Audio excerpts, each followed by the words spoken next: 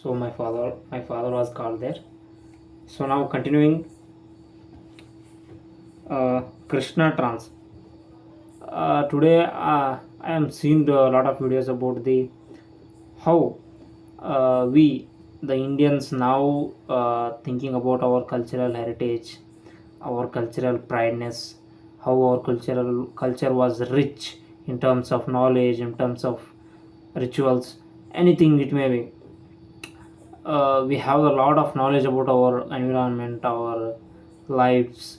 So now we are looking out at those things by as Indians only. Now till today we are looking our culture from an eyesight of a typical a colonialist mindset, because we are seeing ourselves from Western mindset. So this was going to affect our what confidence.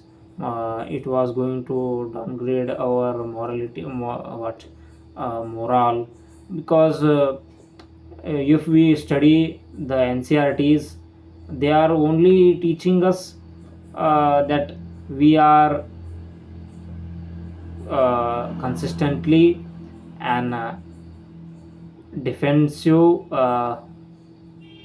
culture, and a lot of attacks were happened on us, and we are failed to protest those attacks.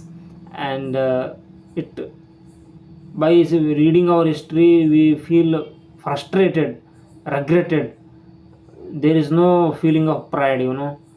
So the real history was portrayed as a mythology, and the so-called buddhijeevis are they tells us that mythology is not an history, but that stories we read every day in our life.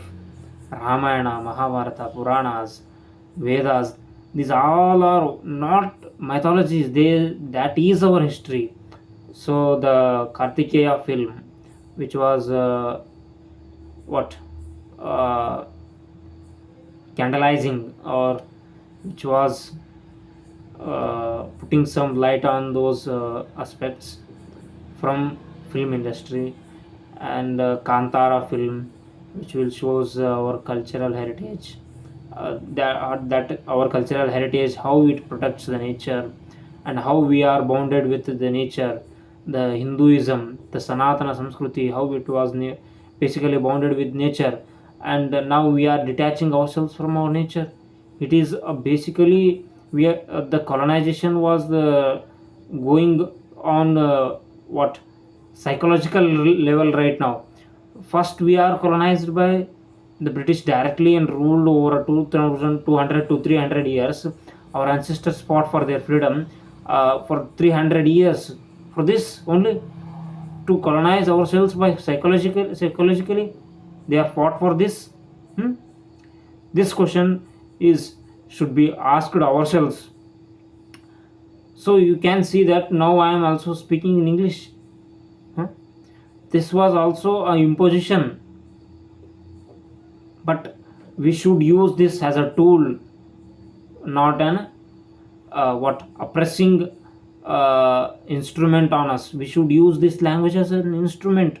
How the Indians, now Indian CEOs are ruling all over the world, just because they have a lot of knowledge, and they have a way to express themselves, to elaborate themselves, to excel in their career.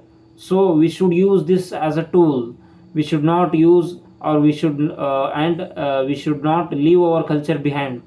By binding to our culture, we should use these tools to excel in our careers, excel in our studies, excel in our life.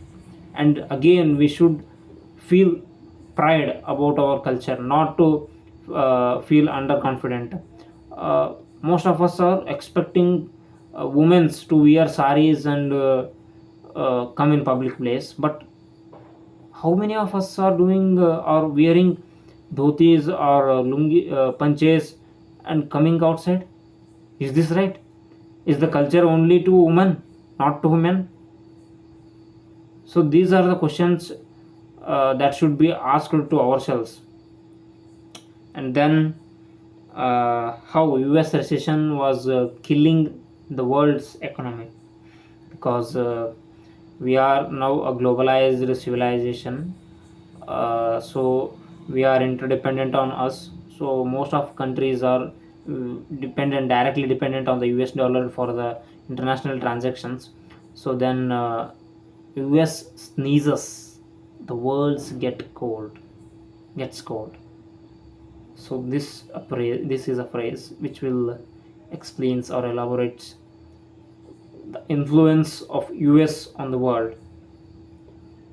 And then is India ready for that recession?